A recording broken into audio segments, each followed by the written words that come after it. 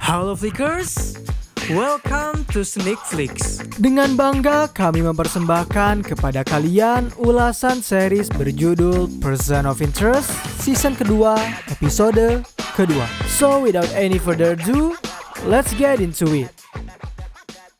Scene dibuka oleh Reese yang mengajak Carter serta Lionel untuk membahas terkait seorang gadis berusia 14 tahun bernama Hannah Frey yang menghilang selama 20 tahun lebih. Kuat diduga Hannah adalah orang di balik Ruth yang telah menculik Finch. Carter terheran bagaimana Reese bisa menebak Hannah adalah seorang Ruth, padahal Hannah telah menghilang dan tak pernah ditemukan catatan identitasnya. Meskipun begitu, Carter memberikan file berkas mengenai identitas dari Hannah ketika ia berusia 14 tahun. Dirinya lahir di Bishop, Texas, dan itulah kota yang kini akan mereka berdua datangi. Lionel yang diajak ke dalam rapat itu bertanya apakah ia diajak ikut bersama mereka. Reese menggelengkan kepala, tanda Lionel harus tetap berada di sini.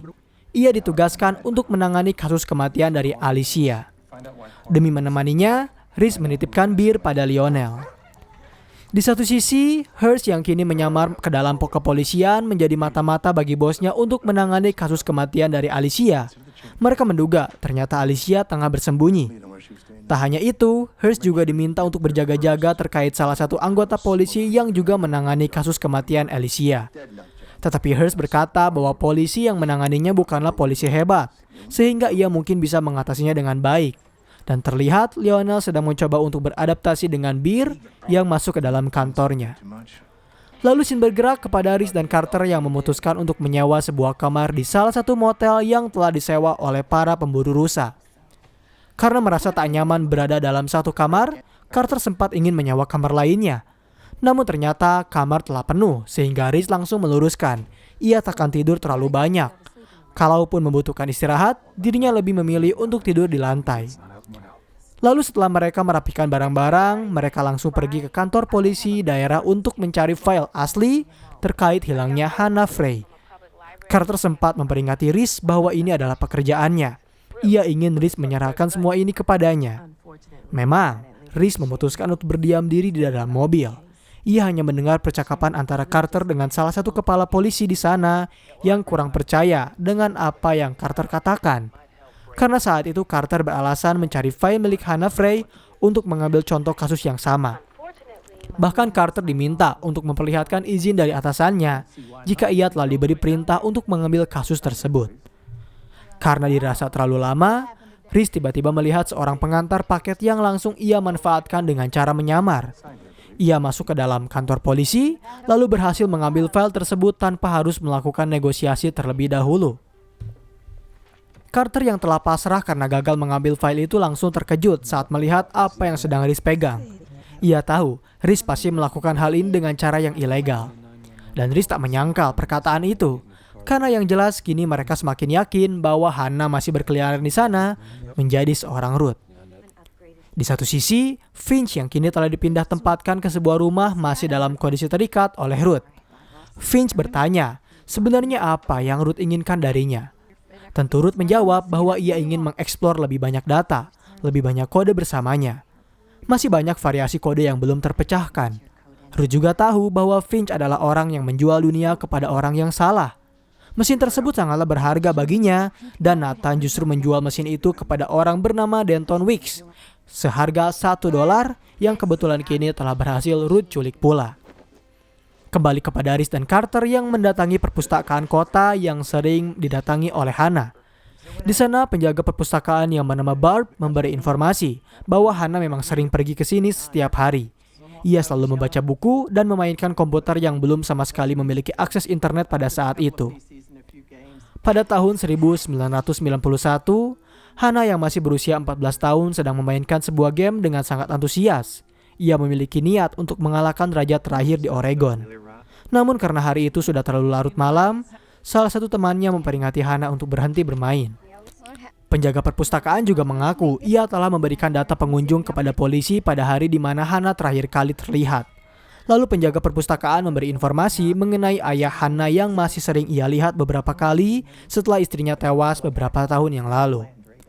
Akhirnya dengan cepat mereka pergi menghampiri ayah dari Hannah untuk kembali mengganti informasi. Dari ayah Hannah, mereka mendapatkan informasi mengenai seorang pria bernama Cody Grayson yang sempat diperiksa oleh polisi ketika Hannah menghilang. Karena diduga Cody pernah melakukan pelecehan seksual terhadapnya. Sebenarnya ayahnya sendiri sudah percaya Hannah tewas, tetapi semua orang masih banyak yang yakin ia tetap hidup di kejauhan. Yang hanya ia ketahui bahwa Cody Grayson masih terlihat di sebuah bar, ia selalu minum di sana. Lalu mereka juga mendapatkan informasi mengenai salah satu kredit milik Hannah Frey yang baru saja ayahnya buang. Mungkin saja kartu kredit itu masih ada di dalam tong sampah. Keesokan harinya, sembari melakukan panggilan telepon dengan Lionel yang berkonsultasi terkait Alicia Corwin, ternyata Carter menemukan kartu kredit tersebut. Padahal Hannah telah menghilang beberapa tahun yang lalu. Sementara itu, Reese langsung menghampiri Cody tanpa rasa takut sama sekali. Ketika Cody diberi pertanyaan, ia tak menjawab. Justru Cody bertanya balik terkait siapakah itu Reese, karena ia tak memiliki urusan dengannya. Saat Reese lengah, ternyata Cody berusaha untuk menyerangnya. Beruntung, Reese dapat menghindar. Namun, bukan hanya Cody lah yang ternyata menyerang Reese, melainkan seisi pria di dalam bar itu mencoba untuk menyerangnya. Karena Reese adalah orang yang sangat berpengalaman, ia bisa mengatasi itu semua, lalu membawa Cody keluar bar. Saat Cody telah terdesak, barulah ia berkata jika memang dirinya sama sekali tak pernah menyentuh Hannah. Karena jika dirinya melakukan hal itu, maka sudah pasti Hannah masih bisa dilihat di kota ini. Tak lama kemudian, Carter datang yang membuat Reese langsung melepasnya. Karena kini mereka semakin dekat dengan Hannah ketika Carter berhasil menemukan kartu kredit miliknya. Kembali pada Finch, Ruth dengan santainya mengatakan bahwa 1 jam lagi Denton akan mengenakan penutup kepala jika ia tak mau memberitahu di mana mesin itu. Karena merasa tak tega dengannya, Finch memohon kepada Ruth untuk melepaskan Denton. Ternyata dengan cara Finch memohon membuat Ruth sedikit membukakan hatinya. Ia pun langsung melepaskan gantungan yang menggantung Denton lalu berkata padanya bahwa ia harus memberitahu di mana mesin itu berada, mesin yang diciptakan oleh Finch. Denton yang kelelahan berkata dan meminta kepada Ruth untuk memberikannya air putih karena ia sudah mengalami dehidrasi. Memang, Ruth baik hati, ia mau memberi minuman kepada Denton. Tetapi ternyata air putih itu adalah pentatol natrium, cairan yang cukup untuk membuatnya tak sadarkan diri hingga Ruth kembali lagi ke rumah untuk mengisi bahan bakar. Ketika Ruth telah pergi, Denton mengajak Finch berkomunikasi jika sebenarnya ia tahu siapa Finch, orang yang pernah bekerja dengan Nathan Ingram. Di dalam motel, Carter dan Reese mulai membahas mengenai saluran dana sebesar $100.000 yang berhasil dicuri oleh Hannah saat ia masih berusia 16 tahun. Kini pertanyaannya adalah mengapa gadis berusia 16 tahun sudah memiliki sebuah kartu kredit? Jawabannya adalah karena ia mencuri kartu kredit itu dari seorang kriminal bernama Jose yang baru saja dipenjara setelah melakukan pembunuhan serta pengedaran narkoba. Tak hanya itu saja, mereka juga berhasil menemukan informasi mengenai tanda tangan lain di dalam kartu kredit itu yang dilakukan oleh Trent Russell, alias suami dari sang penjaga perpustakaan. Lantas dengan cepat mereka kembali menghampirinya, bertanya terkait pekerjaan yang Trent lakukan serta apa hubungan dari Trent dengan Hannah. Saat mendengar pertanyaan itu, Nyonya Russell menjawab jika suaminya ternyata telah tewas setelah ia diserang oleh sebuah komplotan geng di tengah jalan. Informasi itu semakin membuat mereka berdua yakin bahwa Trent terlibat dalam hilangnya Hannah. Bahkan ketika Reese pergi ke garasi, ia menemukan sebuah mobil dengan nomor plat yang sama seperti apa yang panggilan 911 katakan terkait rekaman CCTV terakhir kali Hannah terlihat. Di situasi Finch dan Denton, kali ini Finch dimintai pertolongan olehnya untuk segera membebaskannya. Karena ia tahu Ruth adalah orang yang jahat. Mereka bisa pergi dari sini sebelum Ruth akan kembali. Finch yang awalnya ragu-ragu sempat berpikir terlebih dahulu, hingga akhirnya ia menjatuhkan sebuah pisau untuk Denton agar bisa melepaskan ikatannya sendiri. Sembari mengiris tali itu, perlahan suara mobil Ruth terdengar. Dan ketika Ruth perlahan masuk, ia merasa ada sesuatu yang janggal. Dan benar saja, tiba-tiba ia diserang oleh Denton berkali-kali. Ia dibogem, dibanting, hingga tak sadarkan diri. Sebenarnya Finch meminta kepada Denton untuk menghentikan itu semua. Tetapi Denton berjanji ia tak akan membuat Ruth terbunuh. Lalu alih-alih mengajak Finch untuk kabur, ternyata Ruth justru ingin menginterogasinya terkait mesin yang Finch ciptakan. Kembali ke Carter dan Reese yang masih dalam sesi penyelidikan. Di sana Carter berhasil menemukan tumpukan buku yang sering Hannah pinjam tersimpan di dalam rak milik Nyonya Russell. Saat dimintai keterangan, Barb mengaku jika buku itu sering datang setiap tahunnya pada tanggal 15 April tanpa ada informasi mengenai siapa orang yang telah mengirimnya. Ketika Reese memeriksa buku itu, ternyata setiap buku tersebut telah dibeli sehingga ia meminta kepada Carter untuk tetap mengawasi Barb di saat ia menyelidiki pembeli dari buku itu. Masih dalam kondisi yang sama, Denton mulai menodongkan senjata kepada Finch agar mau memberitahu bagaimana cara menjangkau mesin itu. Finch menjawab, mesin tak dapat digerakkan dari jarak jauh, yang menandakan jika mesin itu akan selalu aman. Karena merasa Finch tak berguna baginya, Denton hendak menembak Finch hingga tewas. Namun ternyata pistol yang Denton gunakan tak berfungsi, membuat Ruth bisa kembali bangkit dari pingsannya, lalu menyetrum Denton dan menghajarnya hingga ia kembali tak sadarkan diri. Kali ini, Ruth memperingati Finch bahwa dugaannya selalu benar, Denton bukanlah orang yang baik. Terlihat, Reese yang telah mengajar beberapa orang di daerah hotelnya berhasil mengambil beberapa senjata milik mereka. Lalu ia mulai menelpon penerbit buku yang sering Hannah pinjam untuk men-track pembelinya. Sementara itu, Nyonya Russell perlahan mulai memperlihatkan fakta. Ia memberitahu Carter serta seorang sheriff terkait sebuah rekaman mengenai percakapan antara suaminya dengan Hannah. Di sana terdengar suara asing yang bukan dari mereka berdua. Barb mengaku itu adalah suara dari Sam Gloves, teman dari Hannah, seorang gadis cantik pendiam dan sering berada di perpustakaan setiap hari karena keluarganya berantakan. Lalu Carter bertanya apa yang Hannah lakukan di sana. Dan disinilah semua terungkap jika ternyata Sam lah orang yang melihat Hannah masuk ke dalam mobil milik Trent. Sebenarnya Sam telah mencoba melapor kepada Barb, tetapi ia justru diminta untuk bungkam karena saat itu Barb terlalu bucin terhadap suaminya. Bahkan ketika Sam menelpon 911 pun ia diabaikan. Dan ketika mendengar informasi itu, semua orang tercengang karena ternyata sebenarnya Hannah memang telah tewas setelah ia diculik oleh Trent.